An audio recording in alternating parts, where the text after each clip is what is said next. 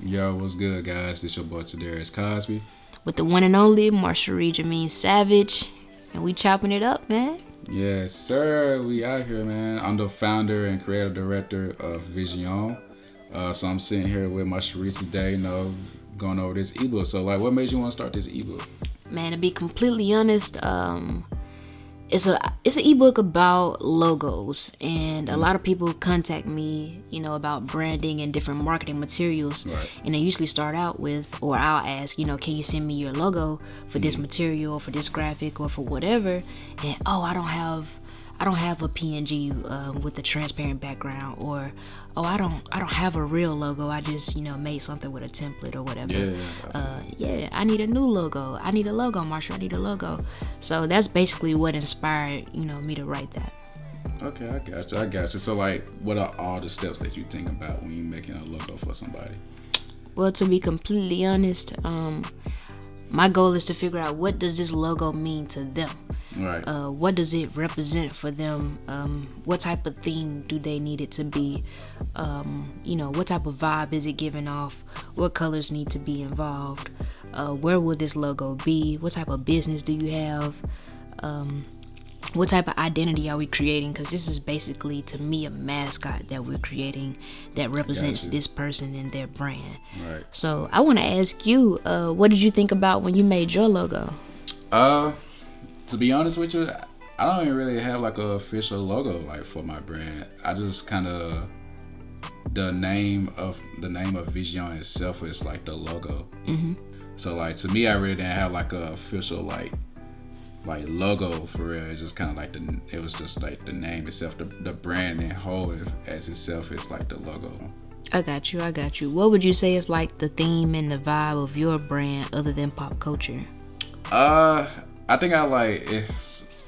So far right now, it's been based off of just things that I have been going through, that I experienced in real life. When I dropped my first two collections last year, it was the summer and fall 2020 series.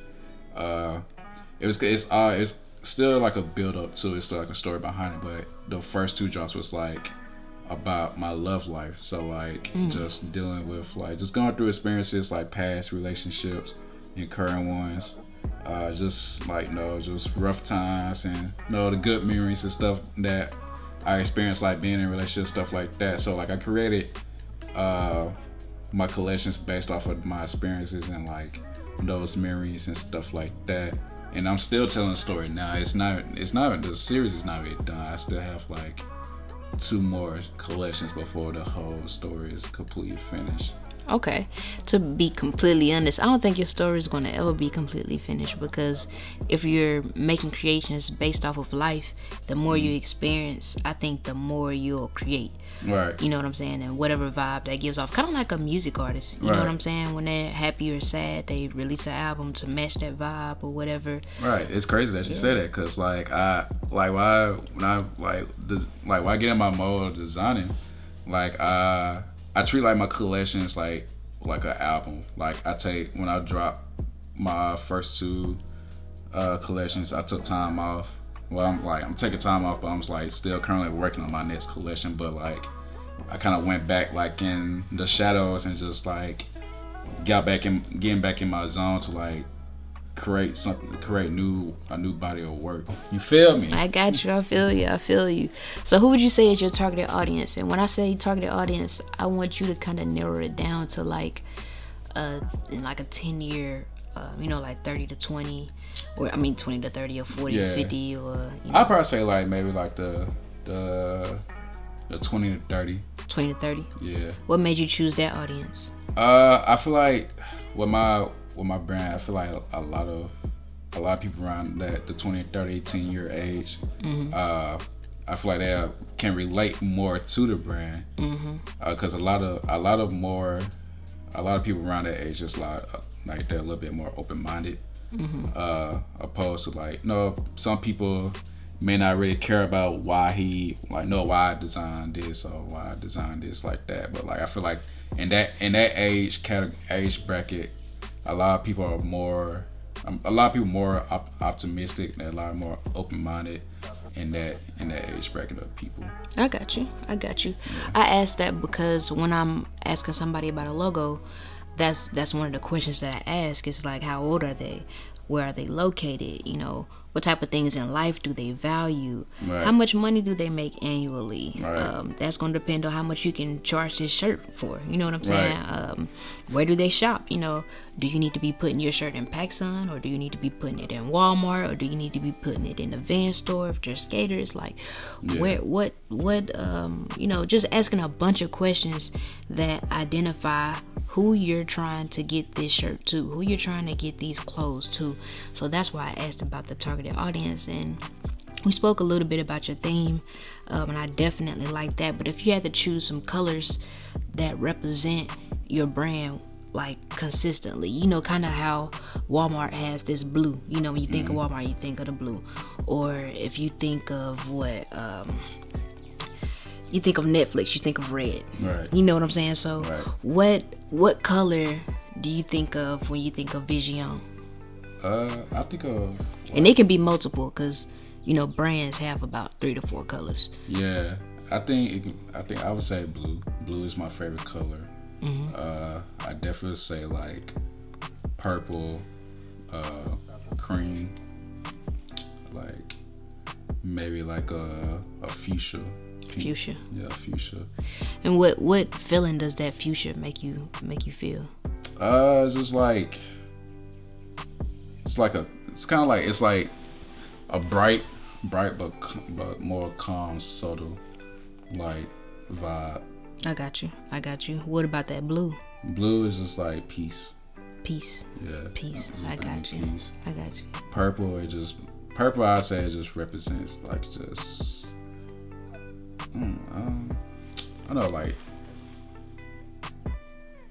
I would say peace as well, but also like more for like always have a mind on something, like constantly like thinking about something different. I would say cream would be like the mixture of like all my thoughts and emotion like combined into one. Okay. So yeah, I think that's what them colors represent to me. I got you. It kind of matches your theme too. You have like this, like I said, modern theme that kind of goes with it. And when I say modern, I mean more so like artist wise, you're definitely with the times, and you know, you like a lot of new artists, and I think that your colors would be able to articulate with them and what the vibe of the music industry is going on. And fashion and music is connected, so I think that is great too. It's definitely dope, because like I'm a big music lover. My dad, he's actually a DJ, so like I feel like I get a lot of my like love and passion for music is from my dad. And then like my mom, you know, she used to put me on game back when she was like, and back when she was younger, like around my age, she used to listen to like Aaliyah, Mariah Carey, you know, 50 Cent, Project Pat. Like she was just had a mass variety of different people that she loved to listen to. And I used to just be chilling, listening to it with her. So like now as I got older, I started like to have a more sense of appreciation for like music and stuff like that. So I feel like when I create for my clothes, it feels like I'm working on an album. Gotcha. So I don't know, like a lot of people don't know that, but that's how my work ethic, or how I go about like my brand. So they know now. So they definitely know now. Like, oh, he treat his releases, his designs like an album. Yeah. All right. Yeah, like I said, it's definitely connected. And even with seeing your designs, it kind of seems like something that people would wear to a music concert, or something that people would wear, you know, out at a function that has like some lit music. That's why I appreciate the fact that your targeted audience is 20 to 30, because those people still going out, they still going to concerts, they're going to dress, you know, like they're going to wear those colors, you know, like that pink that you mentioned, that blue that you mentioned, that purple that you mentioned. They're not going to be afraid to wear that, as opposed to if you would have said 40 to 50, maybe not, you know what I'm saying? More like the solid colors, like black and white, which I don't have a few supporters that's like 40, 50 that don't bought some stuff from me as well. Yeah. Which is all love, but you know, the general like people is like been from like the 20, 30 age bracket. So, which it's all good, it's all love, it's all support. So knowing that people are supporting me, and knowing that like I created something myself, and I'm seeing the feedback and response back from people, and like seeing people actually, support and buy my clothes, it's like I know I'm in the right lane. I know I'm doing something right. So it's only to keep going and not to stop. So. Oh yeah. The clothes dope for sure. Sally done bought some. I gotta get my hands on some. Yeah, I definitely... for sure. I still got some over there. Okay, then. Got a couple stuff for you. Alright, I'm gonna check that up. Fuck it up. Get this up. Get a little small now. Get a little small now. I got you. Know what I'm saying? That's what's up, though, bro. Another thing I wanted to talk about was like your font family. When I'm making somebody's logo again, I want to know the theme. I want to know the color palette, which is what we just talked about. I want to know your targeted audience, and then I want to know what font family is what makes up your idea of your logo, because whether you realize it or not, a lot of people have words or letters in their logos. Like you just said, yours is Visioné, and it literally isn't your patent logo yet, but right now it's just the words, and it's working. You're making sales literally off letters or words. So that's very important. I'm pretty sure you didn't just use Times New Roman, right? Nah. Nah. So what inspired you, what inspired you to choose the font that you've been using so far as your logo? I would say just like it was just like when I was trying to figure out what font I wanted to use, like for the logo Visioné itself. I didn't want something to be like too overbearing or like didn't make sense. Like I didn't want to use something that didn't fit the brand. So like currently, like the logo, I don't know what particular font it was because I made it off of like this app because I couldn't find it on Microsoft or something like that. It wasn't on there. So it's kind of like a subtle cursive type of font. Okay. So, but that's a new font now. But like when I looked at it, it was just like it was so subtle, but yet it was subtle and simplistic, but yet stood out so much more than all the other fonts, and it kind of like just represented me. I'm so like low key and chill and simple, but like I stand out in a large crowd. Yeah. And like it's like with my next collection, I'm using like some cursive and stuff like that. You don't know, we don't see cursive a lot anymore. Cursive is like right. Now you're right. I don't even think people know how to write in cursive. Yeah, people don't like. We used to like. It's crazy because like they used to teach us how to like write in cursive when we was like in elementary. Yeah. And now like look at it now like 15, 16 years later, it's like it's not even getting taught in school anymore. Yeah. So like I want to use something that's like people haven't been using, that haven't used in a while, or like you don't rarely see anymore. I got you. Yeah.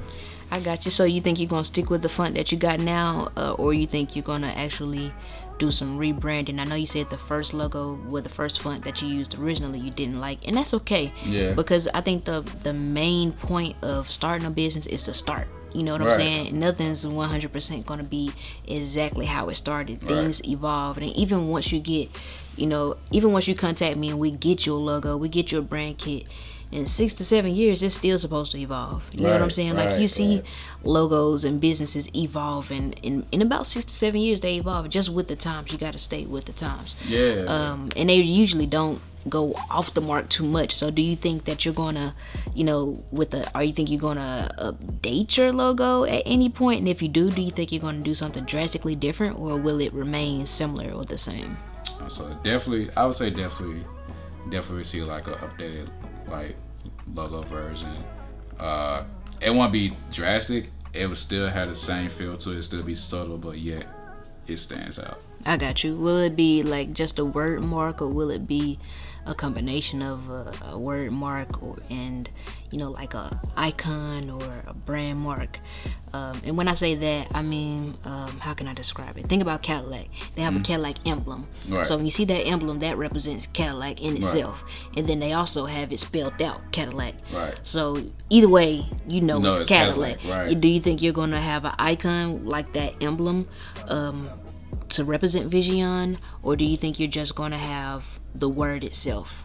I feel like I probably had a word itself. Now, I would say when it comes to the icon, maybe like in the designs, like certain designs you may see like a set design that you may see in like throughout collections that like be like, oh yeah, that's Vision right there. Mm-hmm. This is like how, you know, what brand that does that? I would say like Gucci, like you see the double G's. Yeah. You see the double G, like that's like their logo. Yeah. But like you also see like spelled out. You also see it spelled out, Yeah. like, and they have it incorporated like in their clothes and stuff like that. So you be like, oh, okay, I know that's Gucci right there. Mm-hmm. So you think you're gonna do like a mixture? Yeah, I'd say do like a mixture, like something like that. But Okay. like the main point, I just want the name to like stand out. Word mark. Yeah. The word mark to stand out more. I understand that. That's what I talk a little bit about in the ebook. It explains the letter mark, which can be just simply some letters like the 2 G's in Gucci, or it can be a word mark, which is, you know, example like Gucci again but spelled out. Right. Or it can be a brand mark. That's kind of like where I said the Cadillac emblem. You see that emblem, you can be on a jacket and you still know it's Cadillac, and that's a whole car, you know. And then the combination mark, which can be a combination of the two, or all three. Sometimes you'll see just the GG, sometimes you'll see the word mark. You know, it varies. You know what I'm saying? Sometimes you may see like a certain the print. Sometimes, like it's like a certain print, a pattern that like that you recognize. And you know, like, oh, okay, I know that's Gucci, or I know that's, or I know that's Chanel, or something like that. Exactly. They have themes and vibes that match their brand in general, to where you can identify that amongst other brands. If you walk in TJ Maxx right now, you'll know what is Gucci, or what is some off-brand something, or what is something else. Even if it's something similar, you'll still know what's what, and that's the importance of branding. So that's pretty much what this book is about. It's very quick. It's no more than about 14-15 pages. It's basically getting you to think about these things when you're getting your logo, instead of getting a logo made and then having to go back and rebrand yourself and go back and add this and then go back and add another type of logo or a sub logo, and then go back and say, well, I want to add 2 more colors. Well, if you would have had about 4 or 5 colors to start with, you could have got your logo made in about 4 or 5 different color waves. You see what I'm saying? Yeah. Saved a lot of money and been ahead of the game, instead of having to go back and pay your designer extra money to go back and do what they already did. Then you don't even know if you had to write files.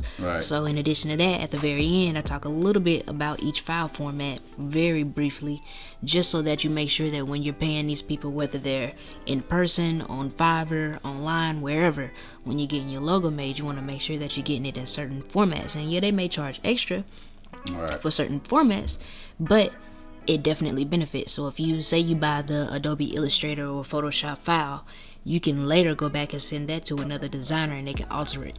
But if you just pay for the JPEG and the PNG, they'll have to remake that design in itself, and they're going to recharge you. You know what I'm saying? Yeah, so it's like you wasted more money. Exactly. Going back and trying to make changes and stuff like that. So, exactly. And who's to say that you're going to even be able to go find this person 2-3 years later to say, hey, do you have those design files? I need to get this made a different way, or I want to add this. You probably won't. So the best thing to do is to pay that extra fee and get your original files, basically. So that's basically what it's about. The word marks, the type of logos, choosing the font family, your color palettes, what's the theme, what's the vibe, your targeted audience, and basically just from there, with that small bit, even though it seems like a lot, with that small bit of information, you should be able to get you a logo that'll last you a couple of years with that foundation right there. Yeah, for sure. For sure. Yeah, well, I appreciate talking to you. Man, we gotta do this more often. You already know I appreciate you having me. For sure. Having me on this ebook, man. For sure, man. So, you super cool with these designs. These people need to check you out, and we're gonna be doing some shoots and stuff here soon. Real soon. New collections on the way for Vision.